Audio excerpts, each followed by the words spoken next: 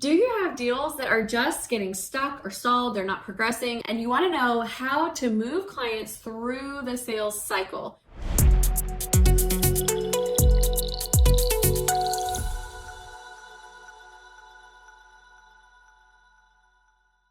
Well, you are in a great place because that is exactly what today's caller is struggling with, and we're going to dig in and show you how to do it. Hi, Amy. It's Ashley. I'm from Mississippi. I have a lot of deals waiting to happen. I have no problem getting leads, but I have a lot of stuck deals. So how do I get them unstuck? First of all, congratulations for mastering the first part of the sales deal, which is, getting those prospects kind of in and filling your pipeline. But it's definitely frustrating when you feel like you're doing a lot of work and you're seeing a lot of progress, but it's not getting through to that very end where the deal's close. So here's what we're going to do. We're going to talk through a couple different things. First, we're going to talk through mapping out your customer journey and see if you've done that. We're going to talk about the SOPs in your lead stages and see if you're missing anything there, if there's something that you need to do. We are going to watch for the breakdowns and figure out where they're actually stalling. So we're going to watch for breakdown trends. And then I'm going to give you at the very end, I'm going to actually give you some of the secrets that I use for getting a stall deal unstuck. Okay, let's jump into it. So the very first thing that I do is I map out the customer journey.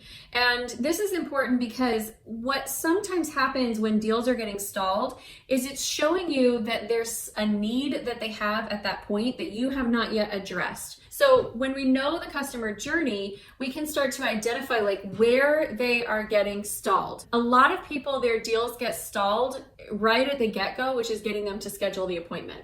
So they've got a bunch of leads, but nobody's actually booking, nobody's actually scheduling. That's a very common place to get a deal stalled.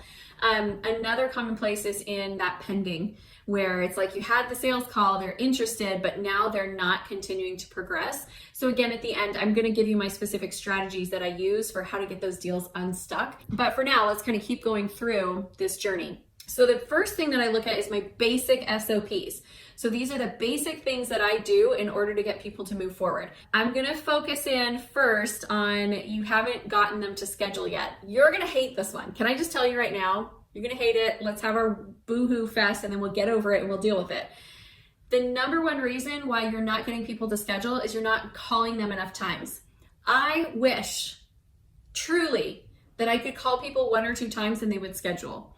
But the majority of our appointments get scheduled between calls 4 and 6. Honestly, this is where most of our calls schedule. Number one, they're like, I don't recognize that number. Number two, I don't recognize that number. Number three, it's like, I feel like I've seen that number before, but I don't know who it is. Number four, they're like, okay, these people are trying to get a hold of me. Number five, I have got to pick up the phone. These people have been calling me. I wish it was not different. I wish it was not the case. I wish it was different. I truly, truly do. But it is what it is. And so if we know that we're going to get a hold of the majority of the people between calls 4 and 6, we have to call deeper in order to get them to move through. Okay, now let's talk about another place that I feel like it's maybe not a big stall, but it's a big drop off is from scheduled to actually showing up for their appointment. I think everybody needs to pay attention to what they do to get people to show up for their appointments. This is an area that is worth your time and attention. It's worth getting creative. It's worth sending out case studies and teasers and samples and just really getting people excited to meet with you. I have this tool called my Ultimate Marketing Calendar. And I created it for my clients, but if you want it, I will put a link down below and you're welcome to go and get it. But this tool is so cool because you can put in how many sales you want to do, like what your volume amount is, and then you can put in your numbers and it will calculate for you how many leads you need. Every time your percentage goes down on the show up ratio, you'll watch as the number of leads you need jumps up pretty dramatically. This one spot right here, because it's right in the center of the sales process, this number matters. And so you want to be 75% or above on this number. If you're not, you're going to struggle and you will need so many more leads. You'll feel like you're constantly needing more people to talk to and more people to talk to and more people to talk to. Whereas if you can just get more people to show up, you don't have to have as many people on the front end and it makes life a whole lot easier. Okay, now let's talk about when they're in that stage where they are a pending deal. Number one, I never leave a call without a follow-up appointment set. So we always are on calendar. The minute we fall off date, meaning like we had an appointment scheduled and they didn't show, we move out of pending close and we move back into need to reschedule. Like the focus shifts. Now they need to reschedule. If we're not progressing towards close, the whole focus is on get them on the calendar. The other thing with follow-up is you all give people way too long in the follow-up. Now, I am not the kind of closer who's like, you will decide right now, right here in this sales call, or we're not working together. I think that's kind of abrasive and borderline jerky. So we will give them time to do that, but a week is too long. I want you to think of all the things that happen in a week, because when they talk to you, that's when they're at the peak of their interest, their excitement, they're right on the precipice of making a commitment to themselves that they're going to do things differently. And over the course of the week, what happens is they get pulled back into where they were. And now where they currently are at, the challenges of today, the budget constraints of today, the timing issues of today, all of that stuff becomes stronger than that moment where they were about to make the change. And a week will just allow them to get sucked back in. So if you can shorten that to like 24 to 48 hours for your follow-up, it still gives them time to like sleep on it, wake up in the morning and say, okay, am I still interested and excited about this? Okay, now let me go and look at their testimonial videos. Let me call a client and talk with them. Even if in 48 hours, 24 hours, they're not ready to make a decision, I still want the check-in, because I want to be able to come back and say, okay, so how did it go? What additional questions did you come up with? All right, other things that I do during this time, I also have a pending close email marketing campaign that goes out to them. And in that, it includes testimonials, it includes case studies. It also includes an email where I talk to them about understanding their journey, where they're at, and understanding the fear that they're probably going through, but how to make decisions without letting fear rule your life. So first of all, I want to talk about the reasons why people get stalled. Most often, they are going to come down to fear. They are going to come down to like a waning interest, or there's going to be a situational challenge. Those three are the most common reasons why things get stalled. So here's the magic question that I always ask myself and I ask my team members.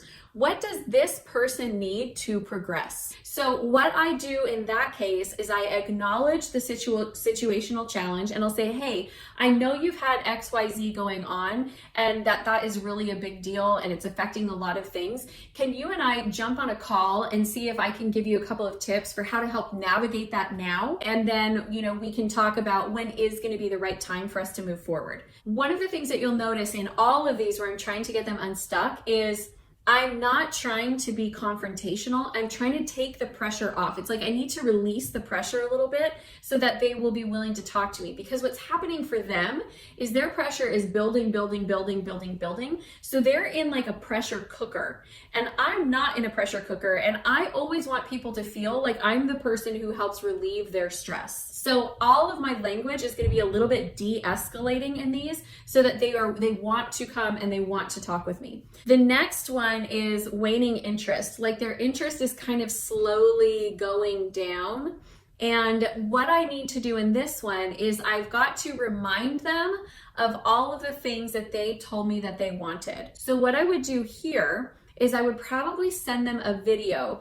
And the reason I'd send them a video is because videos and voice memos tend to get really well listened to. In fact, whenever I can send someone a voice memo, I think that's probably my go-to way. But I would send them a voice memo or a video, and I would say, hey, so-and-so, when we were talking a couple of weeks ago, you told me that this, and this were really important.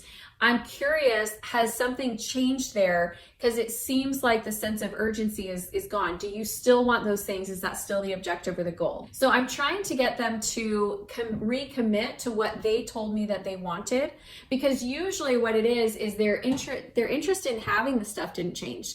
Their interest in making the sacrifices to get there is what's changing. That's why the interest is dying down. So if it is fear, and that's what my gut tells me, and I've tried other things, I just can't get them to move, I'll just say, hey, I've been thinking about you, and I know you've really been wanting to do this. I know you're excited about XYZ. Can I ask you an honest question? And usually they'll be like, yeah, and I'll say, okay, are you just scared? And it gives them permission to be able to acknowledge and admit that that's what the thing is, and then we can overcome that. And again, I'm going to go back into overcoming objections. Now, if I've tried everything at my disposal and I just can't create any movement, I'm going to do what I call a takeaway. So a takeaway is where you take the option off the table. I did this recently. I have a client who, she's phenomenal, you guys. Like, I really truly like this client. Every time I talk to her, I was like, I think I would really enjoy working with her. I think she's great. I think she's going to be a good fit for me and my programs. But she just, for about 6 months, was really struggling to make the decision. And I just couldn't get her to make a decision and move forward. And so I did a takeaway. And I don't do this with malicious intent. I don't do this with any type of manipulation, but we were not progressing. This deal was not going to close. And so this is what I did. I reached out and I said, hey, I know that you've been looking at this for a long time, and I only want to work with you if you really truly feel like it's right. I know that you've been burned in the past and you've got that experience and it's causing you to be overly cautious. I was like, but here's where we're at. When we work together, you can't be cautious. You have to be decisive. You have to be willing to make decisions and move forward. And if this level of caution that it's and time and consideration that's taking you to make the decision to say yes, if that continues forward, I know we're not going to be successful together. So I want to give you an out. Like, if this really doesn't feel right, I respect you, I respect your opinion, and if this just doesn't feel right, let's just say no for now, and then you can go back to getting focused on your next strategy and do what is right for you. When I said that, she immediately came back, and it was like the process of what she wanted being taken away showed her what she really wanted. And she was like, no, I do trust you, and this does feel right, and I am ready to move forward and make a decision. What's my next step? And it was like that, it was just, she needed to get to that point where she could say yes, and let's do it. Now, I've done that same process before, and people have been like, yeah, you know what? You're right. I don't feel good about this, and that's why I'm dragging my feet. So thank you. All right, now you know how to move prospects through the sales cycle. The next video that you're going to want to go watch is how to handle objections in the sales call. I'm Amy Walker, the sales doc, diagnosing your sales woes so that your sales can be sick. Thank you so much for being here, and happy selling. Go close some deals.